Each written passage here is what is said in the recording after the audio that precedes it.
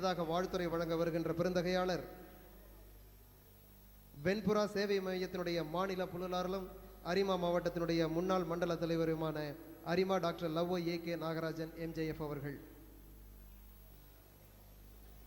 மத நல்லிணக்க மாநாட்டு நிகழ்ச்சியினுடைய தலைவர் இனிய நண்பர் மோகன் அவர்களே, வரவேற்பை நல்கிட்ட அருமை நண்பர் ராகவேந்திரன் அவர்களே, நிகழ்ச்சியிலே முன்னோடியாக திகழ்ந்து கொண்டிருக்கின்ற நேசக்கரங்கள் என்ற நல்ல உதவி செய்கின்ற தொண்டு நிறுவனத்தை நடத்தி வருகின்ற அருமை நண்பர் சண்முக சுந்தரம் அவர்களே, 92